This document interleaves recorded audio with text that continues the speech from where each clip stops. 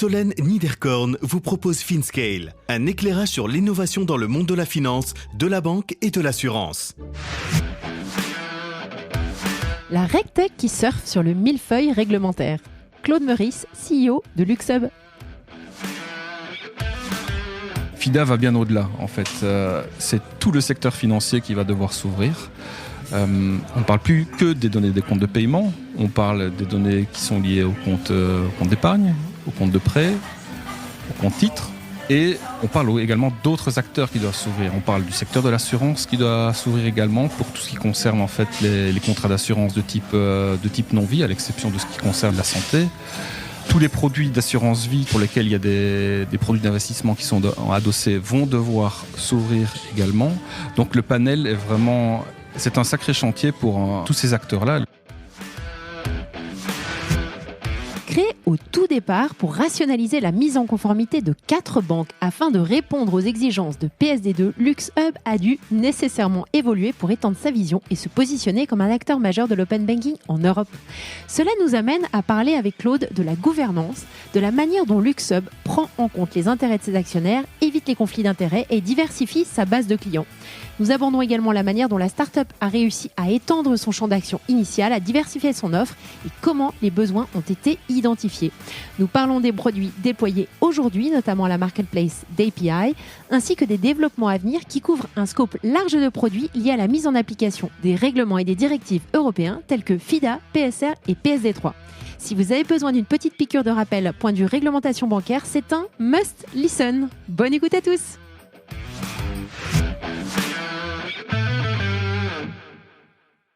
Bonjour à tous, bonjour Claude. Bonjour Solène. Hyper contente de te recevoir sur FinScale. Ça faisait un petit temps que je voulais parler de Luxhub. En fait, j'ai une espèce de liste déroulante avec plein d'invités sur ma wishlist et donc j'avais Luxhub et je suis ravie que tu viennes nous en parler. Est-ce que je pourrais te demander, s'il te plaît, de te présenter aux auditeurs ? Oui, bien sûr. Voilà, je suis un ingénieur de formation. J'ai complété cette formation-là par un master en business administration. Donc, j'ai à la fois le côté technique et on va dire le côté business. J'ai toujours travaillé en fait dans le secteur financier ou pour le secteur financier après mes études. J'ai démarré à Bruxelles chez Euroclear, JP Morgan, dans des équipes d'infrastructure IT. J'ai travaillé là pendant 3 ans et puis après je suis arrivé directement à Luxembourg au sein de BGL BNP Paribas et je suis resté là pendant 20 ans. Bien entendu, j'ai connu les différents noms de BGL BNP Paribas, c'était Banque Générale de Luxembourg, Fortis Banque Luxembourg. Ça a vachement changé, ouais. Ça a beaucoup changé. Mais j'ai toujours travaillé en fait dans les équipes d'infrastructure, mais quand je suis venu à Luxembourg, j'avais quand même l'intention d'être plus proche en fait des métiers et de travailler dans des projets qui sont en relation en fait avec les canaux digitaux et les canaux clients. Au travers de ces 20 ans d'expérience, j'ai occupé différents types de rôles. J'étais chef de projet, architecte, team leader à Luxembourg, mais aussi dans un contexte, on va dire peut-être un peu plus international aussi, parce que faisant partie du groupe Fortis à l'époque 2005-2008, on a pas mal voyagé en Belgique, aux Pays-Bas. Et après 2008, j'étais aussi impliqué dans pas mal de groupes de travail au niveau du groupe BNP Paribas. Et en 2017, en fait, j'ai participé au groupe de travail qui ont mené en fait à la création de Luxhub au niveau de la place. On va revenir après sur les origines de Luxhub. Fin 2017, j'ai pu proposer en fait ma candidature en tant que COO au niveau de la société, donc avec un rôle du côté des équipes IT et des équipes Operations. Et on a démarré en fait la société avec 4 personnes en mai 2018. Je m'en souviens. Depuis, voilà, la société a bien grandi. De 4 employés, on est arrivé maintenant à plus d'une trentaine de personnes. Et on a pu étoffer notre offre de services sur le volet conformité, sur le volet connectivité, dans le domaine de l'open banking. Et au premier trimestre de cette année, j'ai repris le rôle de CEO au sein de Luxhub avec pour objectif en fait de faire grandir Luxhub au-delà du périmètre open banking. On parle de l'open finance et les nouvelles réglementations européennes qui viennent de sortir, je pense, vont nous y aider et je pense qu'on va y revenir dans le suite de l'épisode. Exact. Bon, alors comme tu le disais, Luxhub, c'est une drôle de bestiole qui a quand même comme particularité que ses actionnaires sont, en tout cas c'est tout premiers clients, ses principaux clients en tout cas, au moment où ça a été lancé. Et donc, il y avait un sujet que je trouvais intéressant à creuser avant qu'on rentre sur ce que vous faites maintenant, aujourd'hui, parce que ça fait quelques années que vous existez. C'est tout le volet de la gouvernance. Donc, savoir gérer tout ce qui va être les conflits d'intérêts, les soucis de dépendance vis-à-vis de clients captifs, donc de problématiques de diversification des revenus, etc. Donc peut-être, je pense, intéressant, ce serait sympa que tu reviennes un petit peu sur la genèse et qu'on comprenne à quel pain point LuxHub, au tout départ, était censé répondre et est encore aujourd'hui en train de résoudre pour ses clients au Luxembourg et en Europe. Oui, tout à fait. Donc, en 2017, en fait, il y a plusieurs banques luxembourgeoises ici sur la place qui ont décidé de se mettre autour d'une table pour regarder s'il y avait moyen en fait de mutualiser les efforts qui allaient être nécessaires pour mettre en œuvre en fait la deuxième directive sur les services de paiement. Même si cette DSP2 datait de 2015, il y avait quand même un certain nombre de textes qui étaient en attente, les fameux textes de niveau 2 au niveau européen, les RTS, etc. La mise en application effective de la DSP2 pour les banques arrivait seulement en 2019.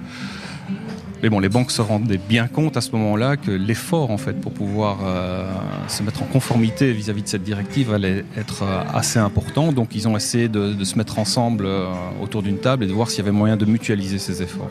Au final, je veux dire, au terme des discussions, il y a 4 banques qui sont restées, les 4 actionnaires de LuxHub, donc Sparkasse, BGL, Post et Raiffeisen.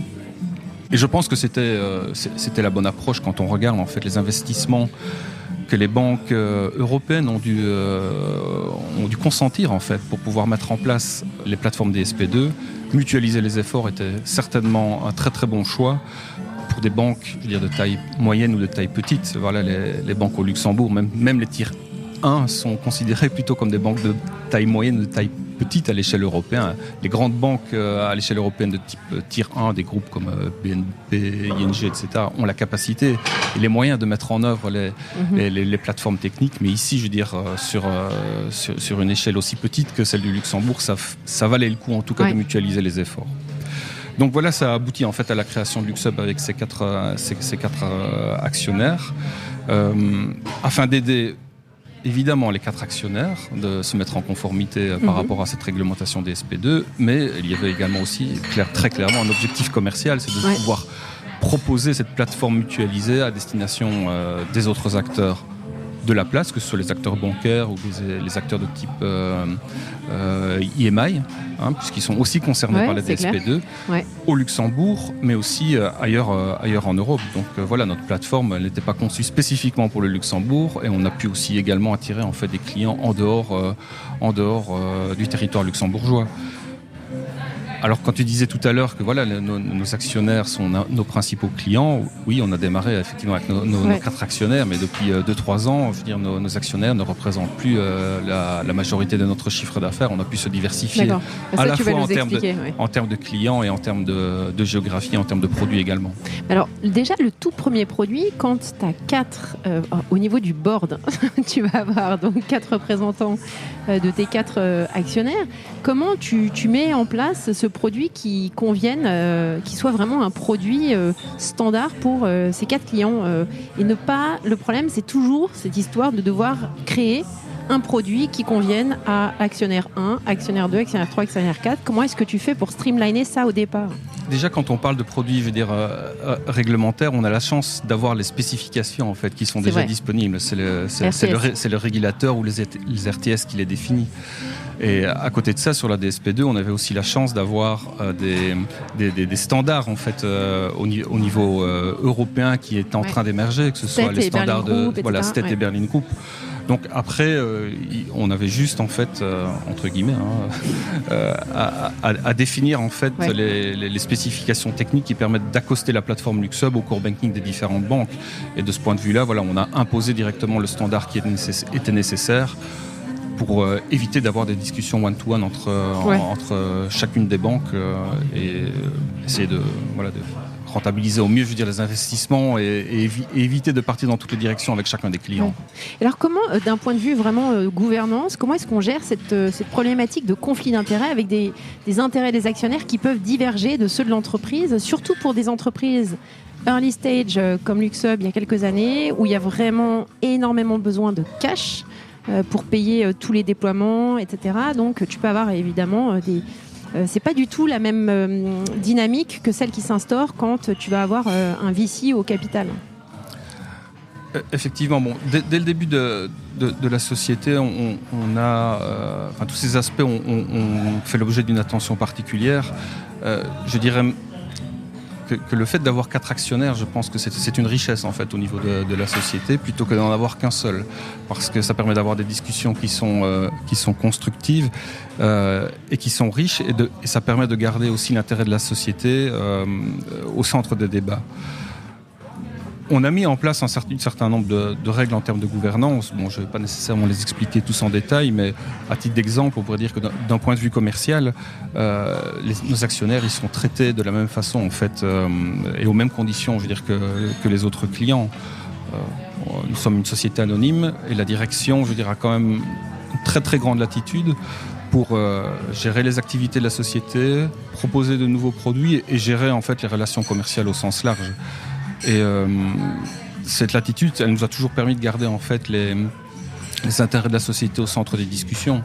Alors je ne sais pas si on a eu de la chance en fait jusqu'à présent, mais on n'a pas réellement rencontré de situations avec des conflits d'intérêts ou des situations ou des difficultés particulières entre les actionnaires et l'entreprise même. D'accord. Alors un point qui est intéressant, c'est qu'à la différence de start-up qui cherchent leur product market fit, etc. Vous, c'était déjà très très clair dès le départ. En tout cas, il y avait cette résolution de pain point bien identifiée. Une fois que ça s'est fait, une fois que tes clients sont aux normes de PSD2 et puis quelque part que tous les acteurs de la place qui doivent se mettre aux normes PSD2 et ouvrir ces API, etc., ont déployé leurs produits, comment est-ce que tu passes dans une autre vision, c'est-à-dire une vision où tu vas justement développer plein de nouveaux use cases autour de l'open banking et comment est-ce que même en interne, dans la culture même, que ça tu peux en témoigner parce que tu es là depuis le tout départ, comment est-ce que la culture a évolué pour justement être dans une approche plus du tout, je dirais presque maîtrise d'ouvrage d'un côté, qui était peut-être celle du départ, à une approche plus start-up, à aller chercher des nouveaux marchés, tester de nouvelles choses, pivoter, etc. Continuer en fait le développement de LuxHub, voilà, sur le volet commercial, sur le volet revenu, on va dire qu'il y a 2 axes. Évidemment, notre flagship product XS2A PSD2, c'est celui sur lequel, je veux dire, on a pu grandir et sur lequel on continue à grandir. Il y a toujours des demandes à l'heure actuelle, en fait. Sérieux ? Oui, il y a toujours des nouveaux acteurs, je veux dire, qui rentrent sur le marché. Certains, je veux dire, qui ne sont pas contents avec leur solution actuelle et qui décident de changer. Ouais. Donc, on continue à explorer cela. Un des use cases, je veux dire, qui était évident et apparent après la DSP2, c'était de permettre en fait aux banques elles-mêmes de devenir aussi consommateurs en fait des API PSD2. Et quand on regarde, je veux dire, la fragmentation des API qui est apparue en Europe avec la DSP2, LuxHub a décidé de se positionner comme d'autres acteurs l'ont fait, avec une API unique qui permet d'agréger un certain nombre de banques au niveau européen. On l'a fait, je veux dire, avec l'ensemble des banques au Luxembourg. On couvre maintenant les territoires qui sont en Belgique, en France, en Allemagne. On a eu les néobanques. Et nos premiers clients sur ce produit-là étaient les banques elles-mêmes. C'était même pas nos quatre actionnaires qui ont démarré. C'était une banque privée ici au Luxembourg, Banque de Luxembourg, qui était un des pilotes en fait sur l'agrégation de comptes et sur l'initiation de paiement. Donc voilà un use case très concret. Et à côté de ça, ce qui est aussi dans notre ADN, c'est on continue évidemment à parler avec nos clients pour comprendre en fait quels sont les besoins du marché. C'est un axe. Et le deuxième axe, c'est qu'on fait beaucoup de veilles réglementaires sur les réglementations européennes qui sont en train d'arriver et sur lesquelles LuxHub a un rôle à jouer sur les futures évolutions en termes d'open banking, open finance, ou bien même la régulation sur les paiements instantanés qui va nous offrir aussi des opportunités. Ok, donc maintenant LuxHub, si tu pouvais nous décrire, donc on est loin des 4 personnes du départ, vous êtes combien et qui sont vos clients hors ces 4 qu'on a cités, avec peut-être un détail sur banque versus IMI, etc. Alors en 2018, donc on a démarré en fait avec 4 personnes. Très vite, la société a grandi. On était, je pense, une dizaine de personnes en fin 2018. une vingtaine fin 2019 et une trentaine fin 2020. Depuis, on est relativement stable en termes de personnel. Aujourd'hui, nous sommes 34 personnes. Si on regarde un peu les chiffres, le capital social de LuxUp, on a démarré avec un capital initial de 4 millions d'euros. On a eu une augmentation de capital en cours de route. On est maintenant à 11,4 millions d'euros de capital. Nous avons pu conquérir une soixantaine de clients sur 10 juridictions différentes quand même. Top. On a 2 licences. Une licence qui est très particulière au Luxembourg, qui est la licence de PSF de support et qui permet de faciliter pour les banques de la place l'accès à des services externalisés. Et on a maintenant aussi la licence d'établissement de paiement avec les services AISP, PISP dans le cadre de la DSP2. Notre plateforme API est une plateforme qui est quand même très active. On a plusieurs millions d'appels API par mois sur la plateforme. Depuis début 2018, on a ouvert les TPP ont ouvert plus de 2000 tickets de support pour essayer de consommer, voir comment on consomme en fait les API sur la place luxembourgeoise. Le fait d'avoir un hub qui concentre en fait les API PSD2, ça facilite au final la vie des TPP. Et on l'a vu sur d'autres géographies aussi. On retrouve le même genre de setup au Portugal avec Cibes ou en Italie avec CBI par exemple. Ok. Donc là, tu as décrit Compliance et Connection. Connection, c'est XS2A, c'est ça? Et Compliance, c'est tous les outils RegTech que tu proposes. Tu peux peut-être nous expliquer plus précisément ce que c'est? Oui. Donc l'offre de produits de LuxUp peut se décliner sur différents axes. On a un certain nombre de produits en termes de conformité, de compliance. On y retrouve bien entendu le produit XS2A, qui est la mise en conformité PSD2. En 2020, on a eu aussi une autre opportunité sur le territoire, très spécifique sur le territoire luxembourgeois. C'est une circulaire en fait, du régulateur qui demande en fait, à ce que l'ensemble des banques publie de manière centrale l'ensemble des IBAN qui sont détenus dans les banques avec les noms des bénéficiaires. Donc c'est un registre des comptes centralisé, c'est quelque chose qui a été demandé dans le cadre d'une directive européenne sur l'AML5 en fait. Et LuxUp a proposé une solution pour faciliter la mise en œuvre de cette circulaire-là, parce que pour la première fois, le régulateur luxembourgeois a mis en œuvre des API en fait, pour pouvoir faire ce type de reporting. Il y a d'autres sujets réglementaires en fait qui sont aussi dans notre shortlist pour l'instant. Il y a un sujet en termes de reporting plutôt côté taxe, mais qui implique en fait la manipulation de données de paiement. Il y a une directive européenne qui rentre en vigueur au 1er janvier 2024 qui s'appelle CESOP. C'est une directive qui vise à combattre la fraude TVA au niveau européen. Ouais. Et tous les acteurs de type PSP vont devoir reporter en fait un certain nombre de transactions cross-border de manière trimestrielle. Et on a développé... Alors, régulateur ? Ils doivent reporter ça auprès de l'autorité fiscale nationale. D'accord. Au Luxembourg, c'est l'AED. Et après, voilà, chaque pays européen potentiellement a une autorité fiscale différente. Et les PSP vont peut-être être amenés à reporter dans 27 États membres différents. C'est pour ça. Exactement. C'est un point qui est difficile, surtout pour les établissements de monnaie électronique. Le secteur bancaire, en général, aura un reporting qui sera plus limité, je pense. Ouais. Donc, typiquement, pour ces deux produits-là, est-ce que c'est issu de cette veille réglementaire ou c'est des besoins qui remontent directement de vos clients ? C'est issu de la veille réglementaire en fait. Voilà, c'est le travail en interne qui essaye d'identifier au plus tôt en fait ce type de besoin où on voit qu'il va y avoir peut-être une possibilité en fait de mutualisation de ces services-là pour éviter que chacun des acteurs développe sa propre solution. Ok, alors le troisième type de produit dont tu n'as pas parlé, que j'aimerais que tu creuses avec nous, c'est la marketplace. Parce que vous avez mis en place une marketplace d'API Open Banking, où il y a déjà pas mal d'API qui sont reprises. J'aurais aimé déjà que tu nous expliques ce que c'est, parce que je pense que tout le monde dans l'audience n'est pas forcément conscient de ce que c'est, à quoi ça ressemble et ce que ça permet de faire. Alors dans le contexte Open Banking, Open Finance qui est en pleine mutation, on a démarré avec la DSP2, mais on va en parler je pense par la suite. Il y a d'autres réglementations qui arrivent. La marketplace, c'est avant tout en fait un canal de distribution des API pour pouvoir mettre en relation des producteurs et des consommateurs d'API. Les premières API que l'on retrouve sur notre marketplace sont celles de la DSP2. Toutes les API de nos clients se trouvent sur cette marketplace.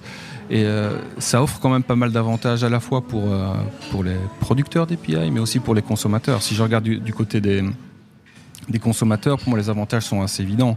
Le fait qu'il y ait un hub concentrateur comme il en existe dans d'autres géographies, comme on le disait tout à l'heure, ça permet de faciliter la vie en fait des consommateurs, parce que à un seul endroit, ils trouvent toutes les API PSD2, je veux dire presque du territoire. Aujourd'hui, on a plus d'une soixantaine de TPP, je veux dire, qui sont connectés, européens, qui sont connectés sur notre plateforme. Et quand on regarde du côté des producteurs d'API, ça permet en fait d'externaliser en fait la publication des API et de ne pas devoir gérer sa propre plateforme. Donc on gère le cycle de vie complet des API pour les producteurs avec le catalogue des différentes API, la documentation technique, la documentation commerciale.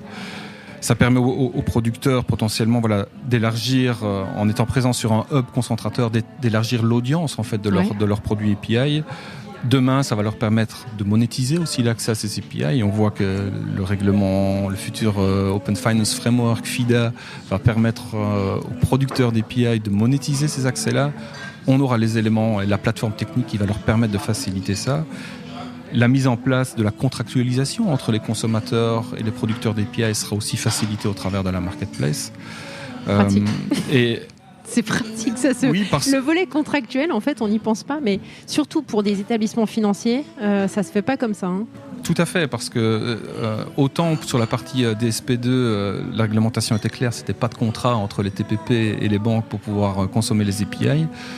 Mais le futur règlement européen, l'Open Finance Framework, qui s'appelle FIDA, Financial Data Access, va demander en fait, en tout cas, va laisser l'opportunité aux banques d'une part de monétiser l'accès à leurs données et va demander aussi à ces banques en fait de rentrer dans ce qu'on appelle des schemes, des financial data sharing schemes, dans lesquels les éléments qui sont liés à la contractualisation vont être définis par l'industrie directement. Ouais. Donc il va falloir être bien équipé pour pouvoir exposer en fait ces futures données demain. Et tous les investissements qu'on a fait sur cette marketplace, je veux dire, on va pouvoir les rentabiliser au travers des futures réglementations européennes qui approchent en fait. Quand tu mets en prod ces API, comment ça se passe ? Quel genre de screening tu fais en fait ? Tu veux dire pour choisir en fait les providers ? Bon, évidemment, on regarde, je veux dire, des providers, je veux dire, qui sont présents dans le secteur financier. C'est une marketplace plutôt à destination du secteur financier. Donc, on a des screenings qui sont liés, je veux dire, à la notoriété de la société, des aspects d'AML, KYC, je veux dire, qui sont faits à minima. Oui, bien sûr. Rentabilité, chiffre d'affaires, pour que, on publie sur cette marketplace des acteurs qui sont crédibles et qui sont sérieux. Ouais, mais il n'y a pas du tout de stratégie, en tout cas, dans le choix qui va être fait, ou carrément du démarchage d'acteurs pour avoir une certaine dynamique qui s'instaure sur la marketplace ? Non, qui répondent à des besoins spécifiques de vos clients ou contreparties ? Pas encore, je pense. On compte énormément, je veux dire, sur les futurs règlements européens qui arrivent, qui vont permettre en fait d'élargir à la fois le périmètre d'API et de données en fait qui vont être accessibles, et aussi les acteurs qui vont être concernés par la publication de ces API. PSD Droit va permettre d'augmenter encore le champ des possibles. Est-ce que tu pourrais nous dire ce que ça va permettre de faire ? Alors le 28 juin dernier, en fait, la Commission européenne a publié plusieurs textes. Il y en a deux en fait qui concernent la revue de la PSD2. Quand on regarde ce qui est sorti, en fait, il y a deux textes qui sont sortis. Il y a une directive, DSP3, mais il y a aussi un règlement européen qui s'appelle PSR, Payment Services Regulation. En fait, si on regarde bien cette revue DSP2, c'est plus une évolution en fait de la DSP2 plutôt qu'une révolution. La DSP2 évolue avec deux textes, DSP3 et le règlement PSR, qu'on peut appeler PSR 1, c'est le premier. Chouette. Mais paradoxalement, en fait, les évolutions des dispositions de la DSP2 ne se retrouvent pas dans le règlement, ne se retrouvent pas en fait dans la DSP3, mais se retrouvent plutôt dans le règlement européen. Et ça, c'est une différence aussi. Avant, la DSP2 c'était une directive, donc qui nécessitait une transposition dans chacun des États membres. Je pense que la Commission a voulu imposer en fait un texte de manière forte directement aux États membres sans devoir nécessiter une transposition locale dans chacun de ces États membres, parce qu'on a bien vu que dans le cas de la DSP2, il y a eu pas mal d'interprétations en fait au niveau des textes. Et si on regarde les éléments clés en fait qui ressortent au niveau de la DSP3 ou de PSR1, d'une part, c'est le fait que ce soit un règlement européen et plus une directive. Ouais. L'obligation pour les banques d'avoir une interface dédiée. Si on regarde les RTS, une banque pouvait être on va dire compliant avec la DSP2 sans devoir nécessairement mettre en place des API. Ici, l'obligation est d'avoir une interface dédiée. Élément qui va un peu à 180 degrés de ce qui était fait dans le cadre de la DSP2, c'est que maintenant les banques vont avoir l'obligation de mettre en place ce qu'on appelle un permission dashboard. Donc c'est permettre en fait à leurs utilisateurs finaux de pouvoir gérer les accès qu'ils ont donnés au TPP. Avant, c'était pas autorisé presque de mettre en place ce type de dashboard. Maintenant, voilà, c'est un virage à 180 degrés de la part du régulateur, et je pense que c'est ça parce que voilà, les utilisateurs finaux ont le droit de savoir avec qui ils ont partagé les données pour qu'au moins ils puissent s'en rappeler et éventuellement enlever ces permissions à un moment donné. C'est clair.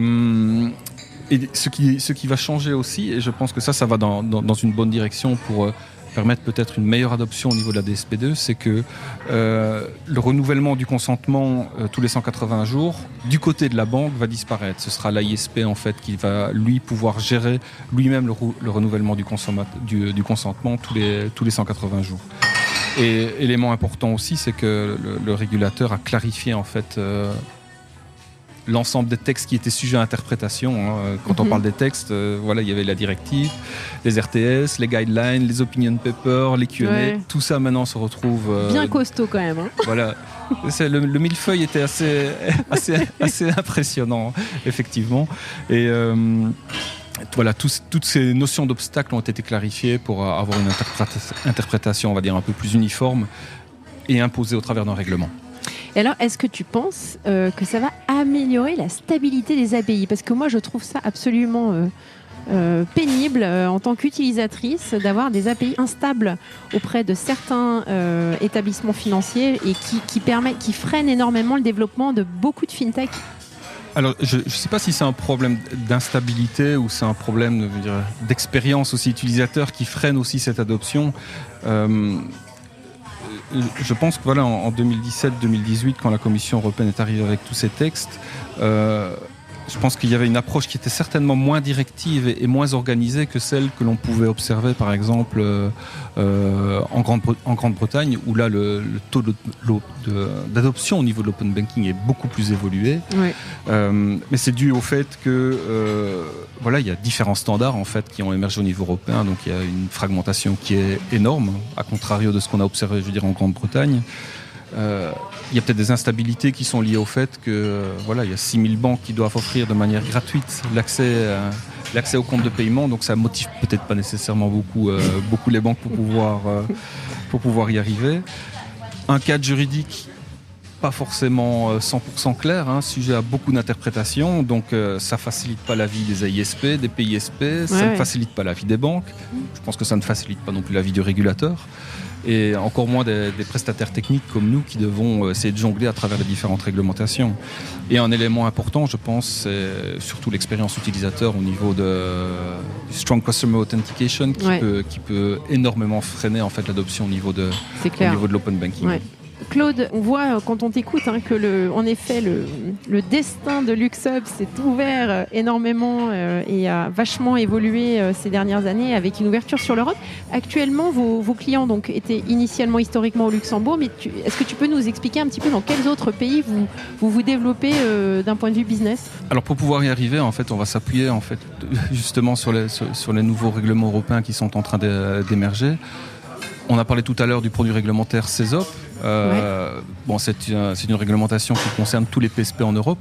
Donc là, on cherche des clients non seulement au Luxembourg, mais aussi, je veux dire, on essaye de s'associer avec des partenaires sur le territoire européen pour essayer de vendre nos services. Mais vous êtes déjà présent en Europe ?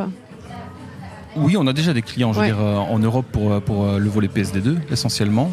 En Belgique, tu disais, principalement Belgique, France. On a Belgique, France, Suède, Angleterre, et puis on a des microstates avec des clients en Andorre, à Monaco, des clients en Espagne aussi. Nous, on avait une dizaine de géographies en fait. D'accord. Et on a un client aussi en Suisse, le groupe Six à Zurich, que l'on a aidé en fait à essayer d'accélérer la mise en œuvre de l'open banking sur le territoire suisse. D'accord, je t'ai interrompu, excuse-moi. Pas de souci. Après, si on regarde quels sont les autres produits, je veux dire, que l'on compte développer et pour lesquels on va avoir la possibilité en fait de s'étendre d'un point de vue géographique. Le premier qu'on regarde est lié aussi à un règlement européen qui a été publié en fin d'année dernière. C'est le règlement européen sur les paiements instantanés, qui va demander à l'ensemble en fait des banques d'offrir à leurs utilisateurs un service qui permette de vérifier la concordance en fait entre l'IBAN et le nom du bénéficiaire lors de chaque paiement instantané. Donc ça va nécessiter en fait que chacune des banques offre un service à base d'API pour pouvoir permettre à la banque du payeur de valider cette concordance vers la banque du pays. Donc LuxHub se positionne sur cet axe-là, à la fois pour offrir une plateforme, on va dire, un acteur national, un local champions, on va dire, sur le territoire du Luxembourg, mais on compte aussi atteindre d'autres acteurs sur le territoire européen. Le deuxième sujet que l'on suit de très près, c'est lié à un des textes en fait, qui est sorti le 28 juin et qui anciennement s'appelait l'Open Finance Framework au niveau européen. C'est devenu FIDA, Financial Data Access. Et si autant je veux dire la DSP2 ou les évolutions de la DSP2 avec PSR1 et DSP3 est considérée en fait comme une évolution, ici on parle vraiment de révolution parce que tout le monde sait que la DSP2 était limitée en termes de périmètre au compte de paiement. Exact, ouais. Et pour les acteurs qui offraient des comptes de paiement, donc on parlait essentiellement les banques et les établissements de monnaie électronique. FIDA va bien au-delà en fait. C'est tout le secteur financier qui va devoir s'ouvrir. On ne parle plus que des données des comptes de paiement, on parle des données qui sont liées au compte d'épargne, au compte de prêt, au compte titre, et on parle également d'autres acteurs qui doivent s'ouvrir. On parle du secteur de l'assurance qui doit s'ouvrir également pour tout ce qui concerne en fait les contrats d'assurance de type non-vie, à l'exception de ce qui concerne la santé. Ouais. Tous les produits d'assurance vie pour lesquels il y a des produits d'investissement qui sont en adossés vont devoir s'ouvrir également. Donc le panel est vraiment... Sacré chantier. C'est un sacré chantier pour tous ces acteurs-là. Le secteur d'assurance n'est peut-être... Il y a déjà des API qui sont en place dans le secteur des assurances parce que c'est un secteur qui est déjà très, très intermédiaire en fait. Mais ici, ça va impliquer en fait des API qui impliquent le consentement de leurs clients finaux. Ouais. Et là, c'est un très très gros chantier qui s'annonce pour le secteur des assurances pour se mettre en conformité vis-à-vis de FIDA. Et là, je pense que LuxHub est également un acteur qui est bien positionné pour accompagner tous ces acteurs-là, parce qu'on a développé par le passé l'ensemble des assets techniques qui permettent de faciliter la vie de ces acteurs. Et tu sais de quoi tu parles. Voilà. Vu ta position pendant toutes ces années.